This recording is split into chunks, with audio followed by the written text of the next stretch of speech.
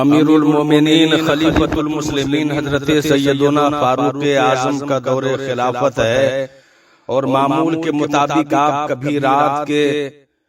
آخری حصے میں گھروں سے نکلتے ہیں اور بے سہاروں کی مدد کرنے کے لیے بے سہاروں کو تلاش کرتے ہیں، اور گلی کوچوں میں مدینہ شریف کے قرب و جوار میں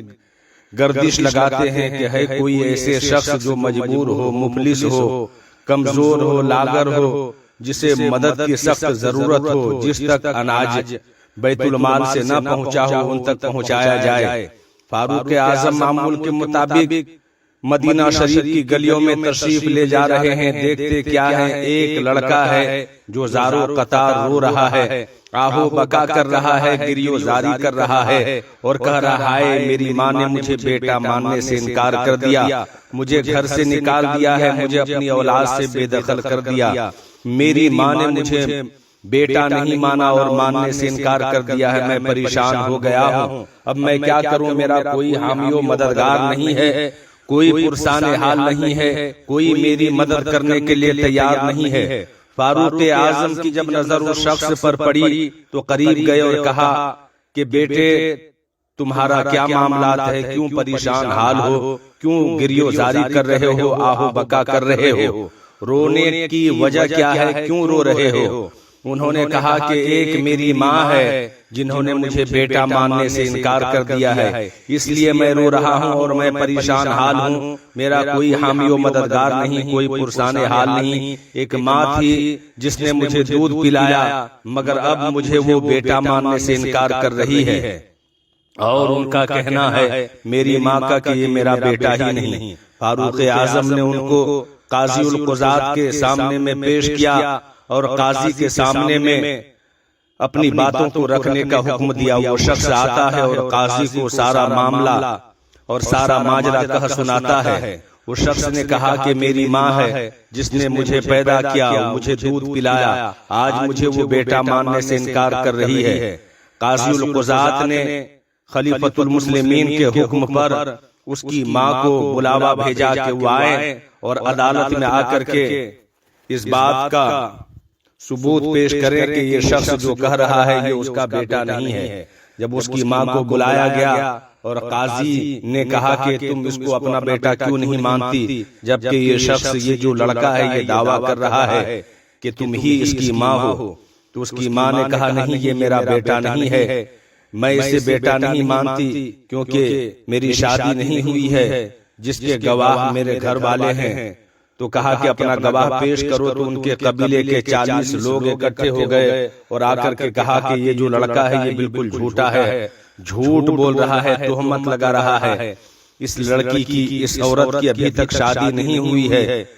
اس کا بیٹا کیسے ہو سکتا ہے، یہ بالکل اس بچے کی ماں نہیں ہے۔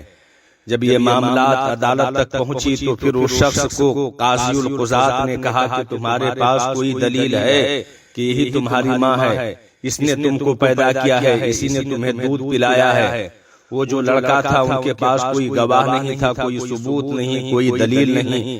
تو دلیل نہ ہونے کی وجہ سے، ثبوت پیش نہ کرنے کی وجہ سے عورت کی بات مانی جاتی ہے اور 40 لوگوں کی گواہی کی بنیاد پر اسے مجرم قرار دیا جاتا ہے، اور اس لڑکے کو کوڑے لگانے کے لیے بھیجا جاتا ہے کہ اس شخص کو کوڑا لگایا جائے کیونکہ اس نے ایک پاکیزہ اور شریف النفس عورت کو بدنام کرنے کی کوشش کی ہے، جبکہ گواہی دینے والوں نے گواہی دی کہ اس عورت کی ابھی تک شادی نہیں ہوئی اور یہ اس کا لڑکا نہیں ہے، اور اس نے کہا کہ وہ میری ماں ہے، میں ہی اس کا لڑکا ہوں۔ تو جب اسے سزا دینے کے لیے لے جا رہے تھے تو راستے میں مولائے کائنات علی مرتضیٰ شیر خدا کرم اللہ تعالی وجہہ الکریم سے ملاقات ہوتی ہے۔ مولائے کائنات نے جلاد کو روکا اور لوگوں سے کہا کہ کیا وجہ ہے اس شخص کو کھینچتے ہوئے کیوں لے کر کے جا رہے ہو، اس نے کون سی خطا کی ہے، کون سا گناہ کیا ہے؟ کہا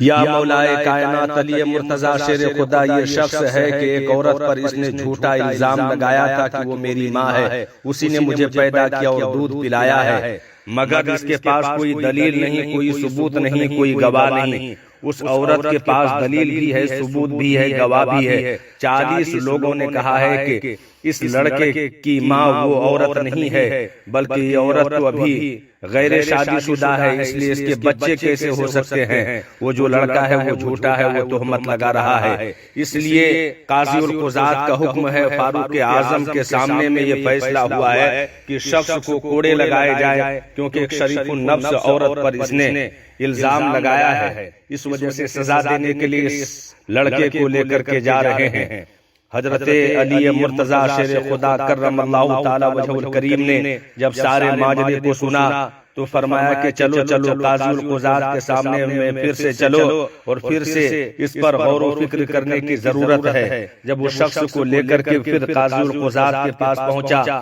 تو فاروق اعظم بھی تشریف فرما تھے۔ ان کے سامنے میں کہا کہ مولائے کائنات نے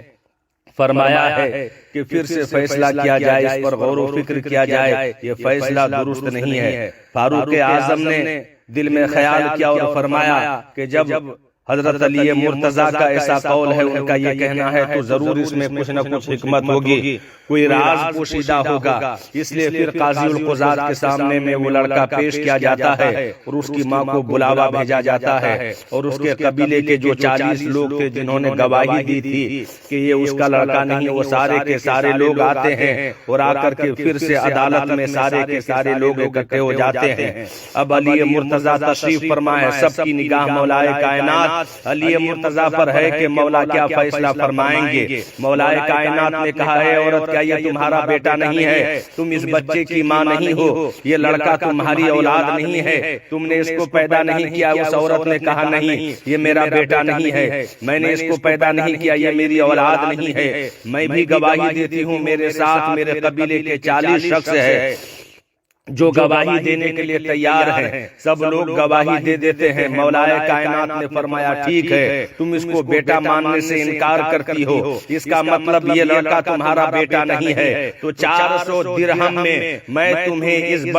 اس لڑکے کی جوزیت میں دیتا ہوں، تمہارا نکاح میں اس شخص سے کراتا ہوں۔ اتنا سننا تھا، وہ عورت تڑپ جاتی ہے اور آ کر کے اس لڑکے کو گلے سے لگاتی ہے کہ ایسا کیسے ہو سکتا ہے؟ مولا کائنات علی مرتضی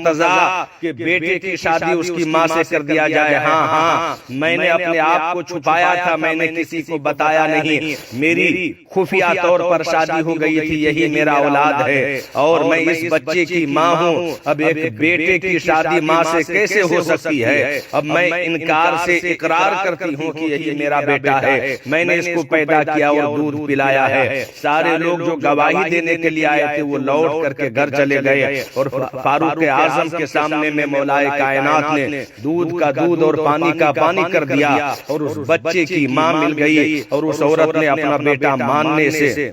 جو انکار کر رہی تھی اب اقرار کرنے لگی اور اپنے گلے سے لگایا اور اپنے گھروں کو لے کر کے چلی گئی۔ یہ حضرت علی المرتضی شیر خدا کرم اللہ تعالی وجہ الکریم کا فیصلہ ہے، جس کے بارے میں نبی کون و مکان صلی اللہ تعالی علیہ وسلم نے ارشاد فرمایا، انا مدینۃ العلم وعلی بابها، میں علم کا شہر ہوں، علی اس کا دروازہ ہے۔ فیصلہ بھی مولائے کائنات کا سب سے نرالا ہے، سب سے اچھوتا ہے، سب سے الگ ہے۔ اللہ تبارک و تعالی ہمارے قلوب و جگر میں اہل بیت اطہار رضی اللہ تعالی علیہ مجمعین کی محبت گامزن فرمائے۔